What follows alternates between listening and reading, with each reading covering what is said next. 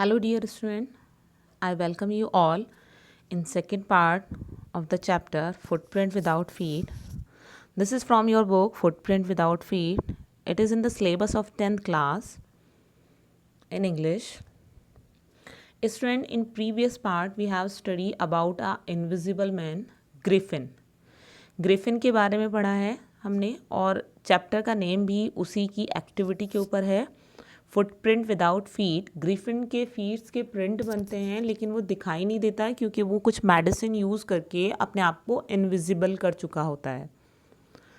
और वो एक लैंडलॉर्ड्स के घर में आग लगाकर भागा हुआ है, तो इसलिए वो अपने आप को इनविजिबल करता है और अपनी जो क्लॉस हैं इनविजिबल करने के लिए उसके पास एक कंडीशन है, अगर वो क्लॉस रिमूव कर देता है अपनी बॉडी से तो उसकी बॉडी इनविजिबल हो जाती है। अगर वो क्लॉस पहन लेता है तो जहाँ पर वो कपड़ा होता है, क्लॉस होता है, weather he is wearing blazer, trouser, tie, hat, वो सारी चीज़ें सॉलिड दिखाई देती हैं। और जहाँ पर कोई क्लॉस नहीं होता है तो वो ट्रांसपेरेंट दिखाई देता है। तो अभी ग्रिफिन जो है एक प्रॉप की स्टोर से, जहाँ पर थिएटर में यूज़ होने वाले मटीरियल होते हैं, जब मास्क होता है, आर्टिफिशियल नोज़ होती हैं, विस्कर्स होती हैं, ग्लासेस होते हैं, ये सारी चीज़ें लेकर अपने आप को विजिबल करता है और वहीं से पैसे लूट कर जाता है। एक इन में ईपिंग नामक एक विलेज है, उसमें जाकर रहता है। वहाँ पर वो एडवांस में पैसे दे देता है, तो वहाँ की जो लैंडलॉर्ड की वाइफ है मिसेस हॉल, वो खुश हो जाती हैं और वो उसके स्ट्रेंज बिहेवियर के लिए भी एक्सक्यूज़ेस तैयार रखती हैं। अभी उसके पास जो उसने चोरी किए पैसे थे वो ख़त्म हो चुके हैं। आगे अब वो कैसे मैनेज करता है, let us start the video. He pretended however that he was expecting a check to arrive at any moment. Pretend means होता है टू शो फॉल्स थिंग, दिखावा करना। अब वो नाटक करता है, दिखावा करता है कि उसका जो चेक है, कोई चेक आने वाला है, किसी भी मोमेंट उसका चेक पैसे आ जाएंगे और वो उनको जो इनकी लैंडलॉर्ड हैं मिसेस हॉल, उनको उसके चार्जेस दे देगा। बट हमें सबको पता है कि ग्रिफिन का कोई ऐसा चेक नहीं आने वाला है। Shortly afterward a curious episode occur. Very early in the morning, a clergyman and his wife were awakened by noises in the study. अभी एक क्यूरियस, जल्दी ही जब उसको पैसे मांगे जाते हैं तो एक क्या क्यूरियस मीन्स बहुत ही जिज्ञासा बढ़ा देने वाला एक एपिसोड होता है। क्या होता है, बहुत सुबह का टाइम होता है, अर्ली मॉर्निंग। क्लर्जीमैन्स होते हैं प्रीस्ट, जो चर्च के पादरी होते हैं, उनकी वाइफ जाग जाती हैं और वो जाग जाते हैं। क्यों जाग जाते हैं, उनकी जो स्टडी रूम है जहाँ पर वो पढ़ते हैं, जाप करते हैं, वहाँ से कुछ नॉइज़ उन्हें सुनाई देता है। Creeping down stair they heard the chink of money. Creeping, धीरे धीरे से वो ऊपर से डाउन स्टेयर नीचे उतर कर आते हैं अपने स्टडी रूम की तरफ और उन्हें चिन ऑफ मनी मीन्स पैसों के खनकने की आवाज़ आती है।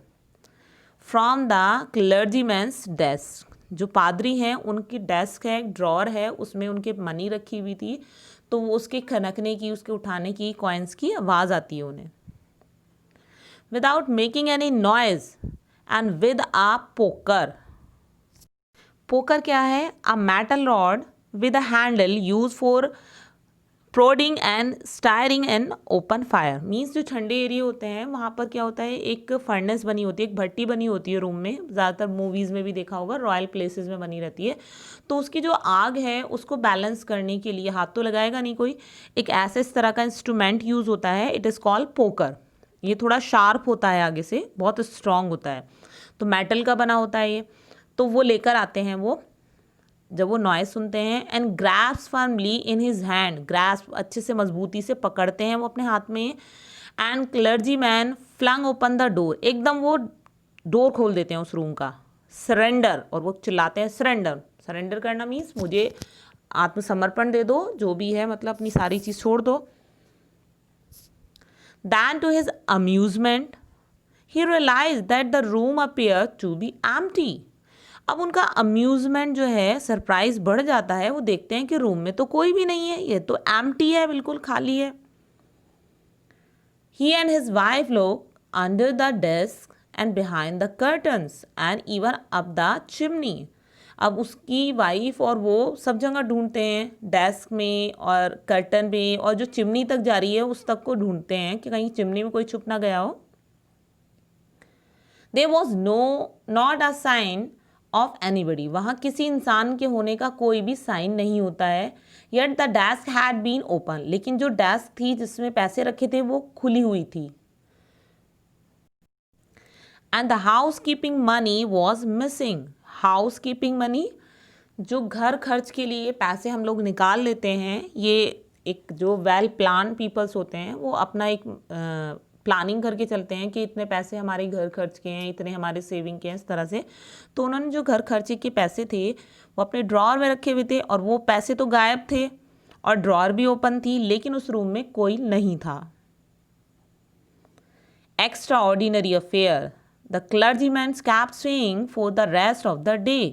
अब ये क्लर्जीमैन्स जो हैं, जो पादरी हैं चर्च के, वो सारे दिन परेशान रहते हैं। बस वो कहते हैं एक्स्ट्रा ऑर्डिनरी अफेयर, कुछ अद्भुत घटना हुई है। वो समझ नहीं पाते हैं कि ये क्या चमत्कार हुआ है, क्या हुआ है एकदम। But it was not an extraordinary as the behavior of Mrs. Hall's furniture. A little later that morning. अभी एक घटना हुई है, अभी एक इंसिडेंट हुआ है कि है ना, क्लर्जी मैन के मनी गायब हो गई है। मनी की नॉइज़ थी, सिक्कों के खनकने की आवाज़ थी, बट वहाँ कोई नहीं था। अब दूसरा क्या एक्स्ट्रा ऑर्डिनरी होता है? इतना एक्स्ट्रा ऑर्डिनरी वो पादरी वाला इंसिडेंट नहीं था। यहाँ पे क्या होता है, जो मिसेस हॉल हैं उनका फर्नीचर जो बिहेव करता है, उसी मॉर्निंग में जब वहाँ पर चोरी हुई है, उसी के कुछ देर बाद क्या होता है कि मिसेस हॉल के का जो फर्नीचर है वो बहुत अजीब सा बिहेव करता है। क्या करता है वो देखते हैं। The landlord and his wife were very early and were surprise to see the scientist door wide open.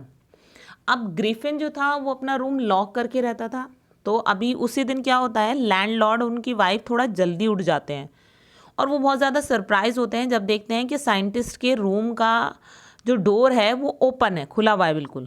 Usually it was shut and lock and he was furious if any one enter his room.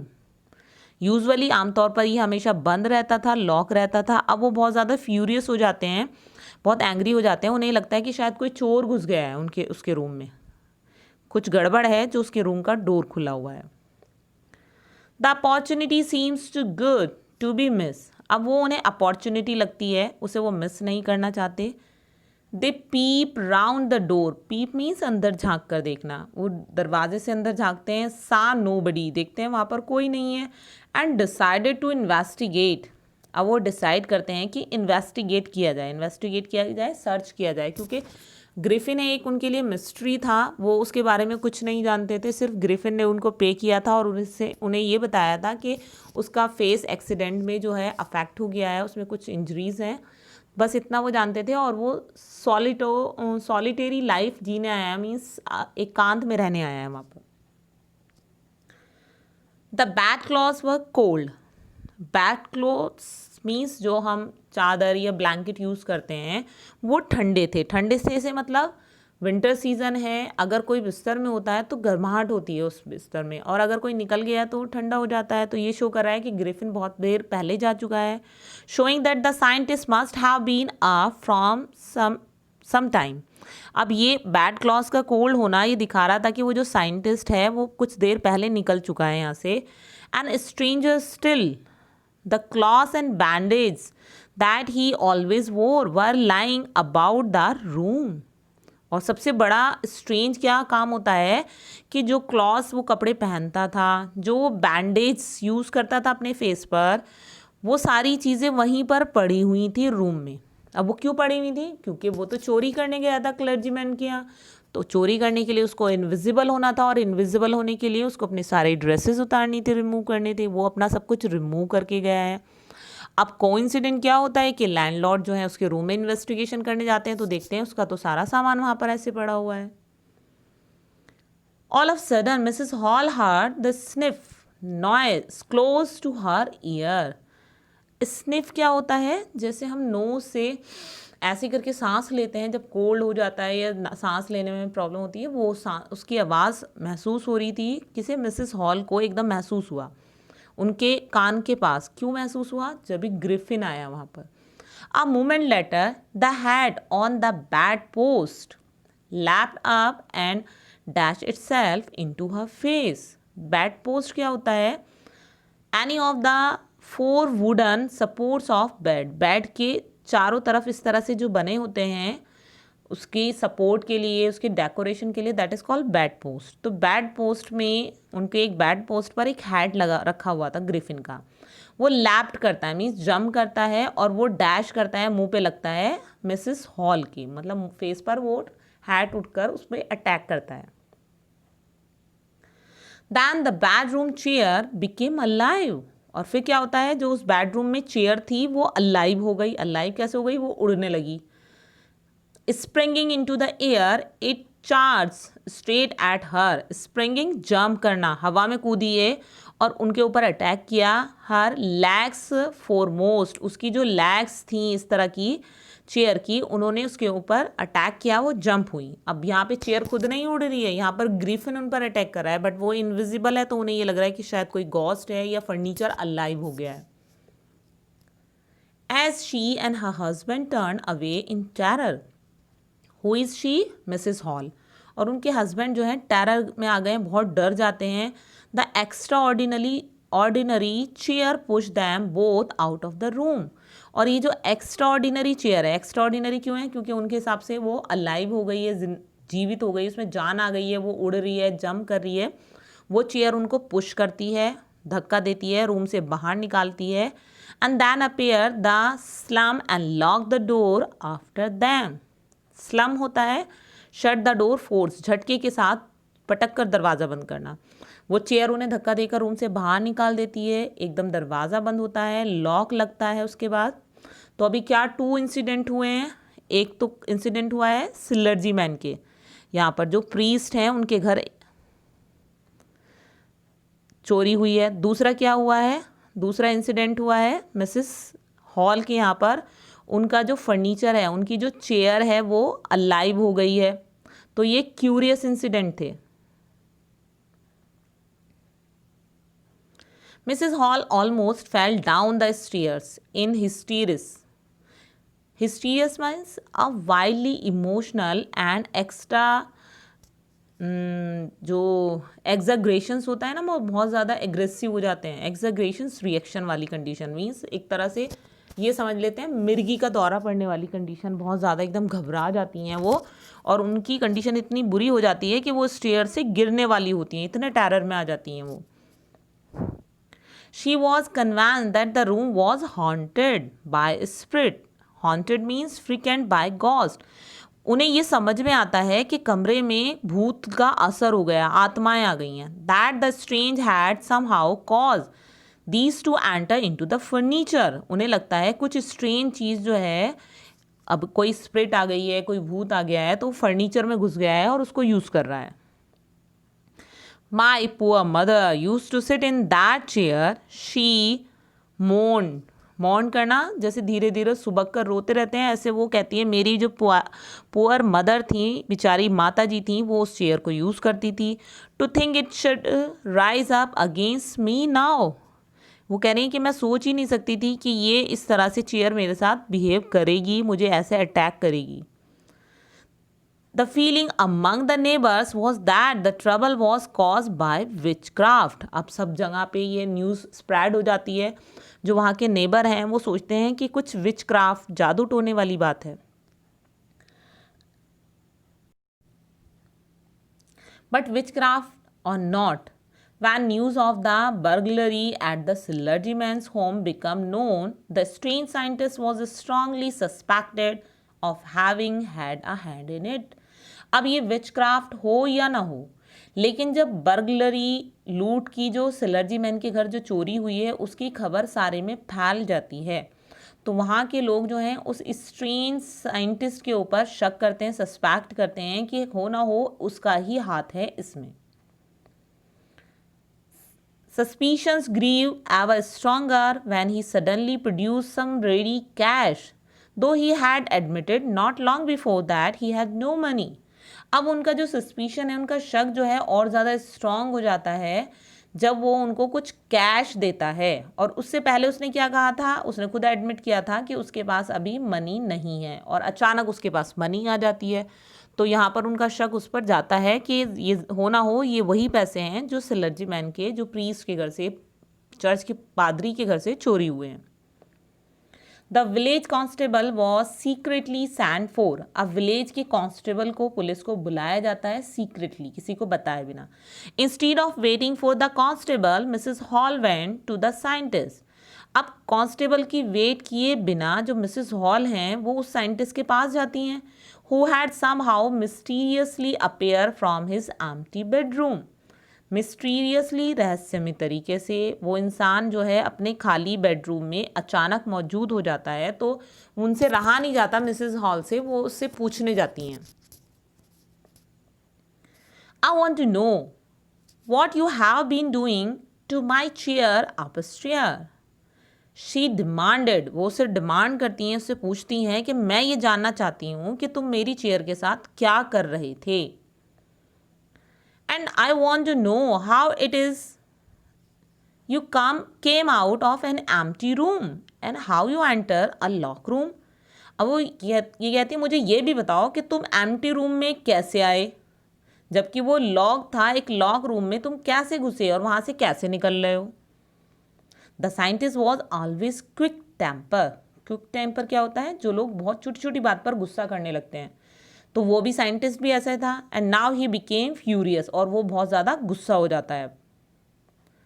You don't understand who और what I am, he shouted, वो चिल्लाता है कि तुम कभी नहीं समझ सकती कि मैं कौन हूँ और क्या हूँ।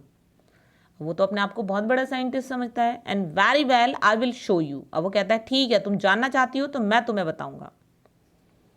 Suddenly he threw off bandage, whiskers, spectacles and even nose, मतलब जो भी उसने पहना हुआ था हर चीज़, वो विस्कर, बैंडेज, स्पेक्टिकल, सब कुछ उतार देता है। It took him only a minute to do this. 1 minute में वो सारी चीज़ें उतार कर अलग कर देता है। The horrified people in the bar found themselves staring at a headless man. अब जो वहाँ पे जितने भी पीपल होते हैं उसमें, रेस्टोरेंट में, वहाँ पर वो हॉरिफाइड हो जाते हैं, बहुत ज़्यादा डर जाते हैं उस बार में, और वो उसको स्टेयरिंग घूरते हैं और कहते हैं ये हेडलेस मैन है। हेडलेस क्यों? क्योंकि उसने ये वाला सारी चीज़ें हटा दी हैं, यहाँ पर कुछ नहीं दिख रहा है। तो वो कहते हैं कि मतलब नीचे की बॉडी दिख रही है क्योंकि वो क्लॉथ से कवर है, और उसने बैंडेज और ऊपर फेस पे से जो लगाया हुआ था वो सब हटा दिया, तो वो उसे हेडलेस लगता है उन्हें। Mister Jaffer, the constable, now arrived and was quite surprised to find that he had to arrest a man without a head. Mr Jaffers, जो एक कांस्टेबल हैं, वो वहाँ पर आते हैं और उन्हें बहुत ज़्यादा सरप्राइज होता है जब वो देखते हैं कि उन्हें अरेस्ट करना है ऐसे इंसान को जिसका हेड ही नहीं है। But Jaffers was not easily prevented from doing the duty. और मिस्टर जेफर की हैबिट क्या थी कि उन्हें प्रिवेंट नहीं किया जा सकता था अपनी ड्यूटी करने से, उन्हें कोई उनकी ड्यूटी करने से रोक नहीं सकता था। बहुत ज़्यादा सिंसियर पर्सन थे।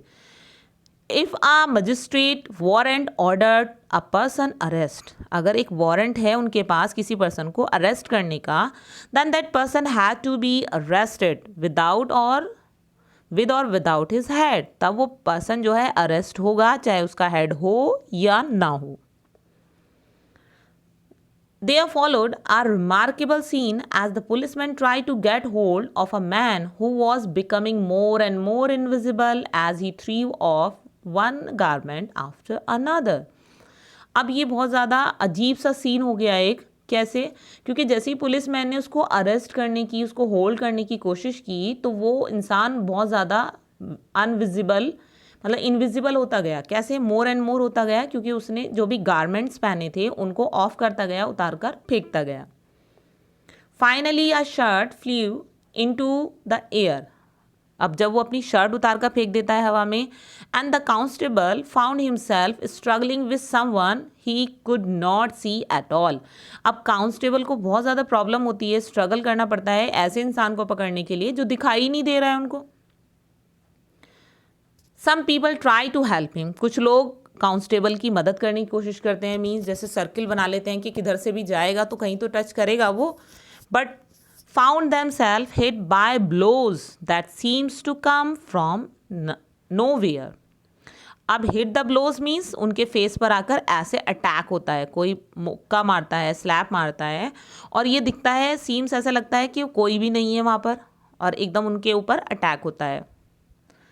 In the end, Jaffer was knocked unconscious as he made a last attempt to hold on the unseen scientist.